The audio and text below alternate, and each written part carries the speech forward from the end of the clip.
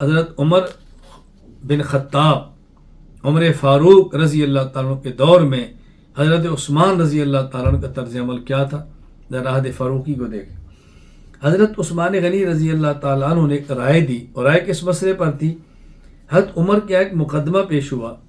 وہ مقدمہ یہ تھا کہ ایک دستاویز پیش کی گئی، دو بندوں کے درمیان معاہدہ تھا جس پہ لکھا تھا شعبان۔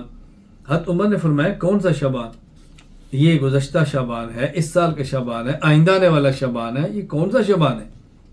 پھر ثم جمع صحابہ فاستشاروا فی وضع تاریخ۔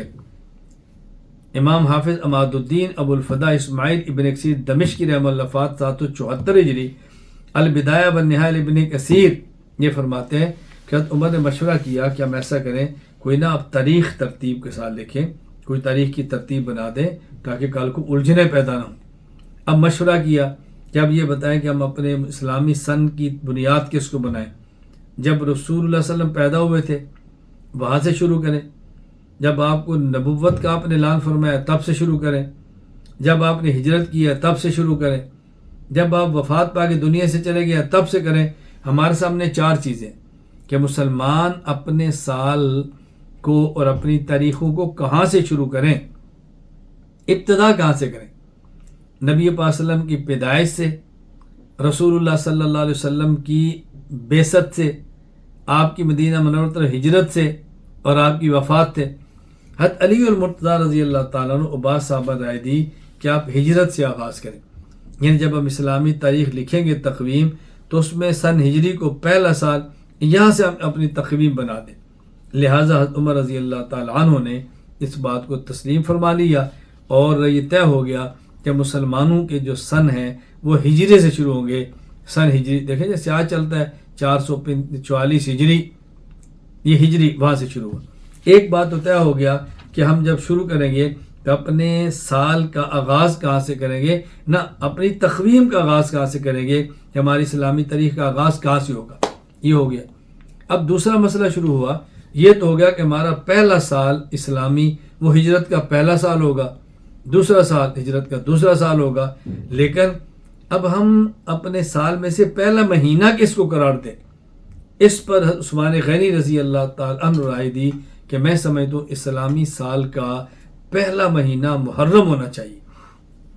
چنانچہ حافظ ابو الفضل شہاب الدین احمد بن علی ابن حجر اسقلانی رحمہ اللہ وفات 852 ہجری، فتح الباری شرح سے بخاری باب تاریخ من این ارخ تاریخ، اس کے تحت فرماتے ہیں حضرت امام ابن اسقلانی رحمۃ اللہ عثمان نے فرمایا کہ آپ محرم سے شروع کرو۔ کیوں؟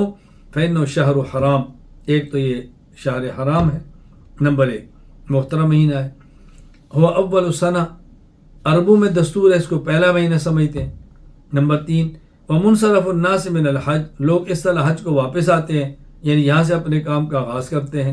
وکان ذالک سنۃ 17 وقیل سنۃ 16 فی ربیع الاول، یعنی جب یہ مشورہ ہوا تو یہ شاید 17 ہجری تھا یا 16 ہجری تھا اور ربیع الاول کا مہینہ تھا۔ خیر، جب مسلمان اسلامی تقویم کا آغاز کیا تو پہلا سال سن ہجری ہو، حضرت علی اور دیگر صحابہ کا مشورہ تھا، حضرت عمر نے قبول فرمایا۔ اور اسلامی تاریخ کا پہلا مہینہ کون سا ہو؟ یہ محرم ہو، یہ حضرت عثمان غنی رضی اللہ عنہ کی رائے تھی، جس کو حضرت عمر رضی اللہ تعالیٰ پسند فرمایا اور سب نے اتفاق فرما لیا۔ بیت المال میں ریکارڈ رکھنا، بیت المال کا ریکارڈ بناؤ، یہ حضرت عثمان غنی کی رائے پر شروع ہوا۔ چنانچہ امام احمد بن یحییٰ بن جابر بن داؤد البلازری رحمہ اللہ وفات 279 ہجری، فتوح البلدان البلازری العطا فی خلافت عمر کے اندر فرماتے ہیں کہ حضرت عمر بن خطاب رضی اللہ تعالی عنہ نے مسلمانوں سے مشورہ کیا فی تدوین الدیوان۔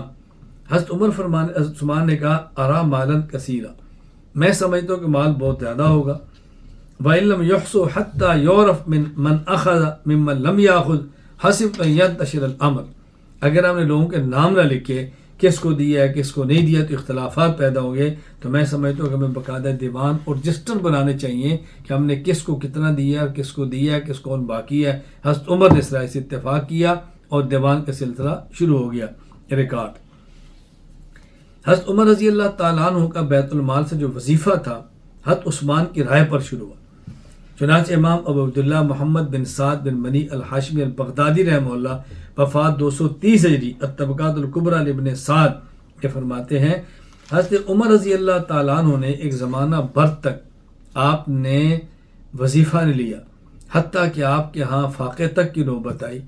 آپ نے صحابہ کرام سے مشورہ کیا کہ میں کیا کروں، میں مشغول ہوں عمر خلافت میں، کاروبار میں نہیں کرتا، گھر میں بہت مسائل پیدا ہوتے ہیں۔ حضرت عثمان نے عرض کیا کل و اطعم، آپ بیت المال کے مال سے خود بھی استعمال فرمائیں اور بیت المال کا مال اپنے گھر والوں کو بھی اور دوسروں کو بھی آپ کھلائیں۔ حضرت عمر کا وظیفہ حضرت عثمان غنی رضی اللہ تعالیٰ عنہ کی رائے کے بعد بیت المال سے شروع کیا گیا۔ حضرت عمر رضی اللہ تعالیٰ نے ایک مرتبہ یعنی حج کا ارادہ فرمایا اور ازواج مطہرات رضی اللہ تعالیٰ عنہن کو آپ نے چاہا کہ سب حج پر جائیں۔ اب مسئلہ تھا پردے کا، تو جو ان کے محارم تھے جن سے پردہ نہیں تھا وہ تو ان کے قریب تھے اور باقی ان سب کی حفاظت کی عمر رضی اللہ تعالیٰ ترتیب کیا دی کہ سب سے آگے عبد الرحمن بن عوف کو رکھا اور سب سے بھی عثمان بن عفان کو رکھا کہ یہ ازواج مطہرات امہات المومنین کی حفاظت کرے۔ کس قدر اعتماد تھا عمر کو حضرت عثمان غنی رضی اللہ تعالیٰ عنہ پر۔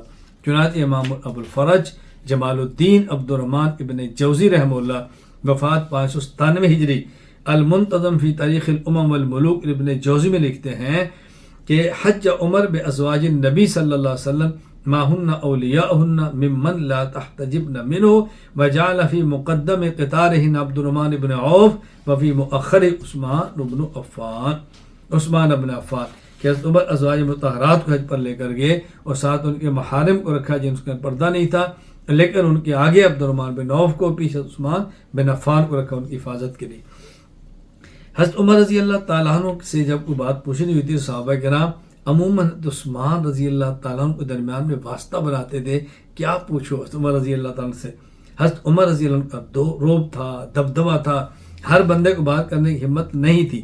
چنانچہ امام ابو جعفر محمد بن جریر بن یزید بن کثیر الطبری رحمہ اللہ وفات 310 ہجری تاریخ الطبری تاریخ الرسل والملوک اس کے اندر فرماتے ہیں کہ حضرت عمر رضی اللہ تعالیٰ ایک مرتبہ نکلے علی ماء یدعی سرارا، ایک ایسی جگہ پر جہاں جو پانی تھا اس جگہ سرار کہتے ہیں، اور آپ وہاں ٹھہرے۔ لوگوں کو اندازہ نہیں تھا کہ عمر ٹھہریں گے یہاں یا سفر کو جاری رکھیں گے، رکیں گے یا چلیں گے۔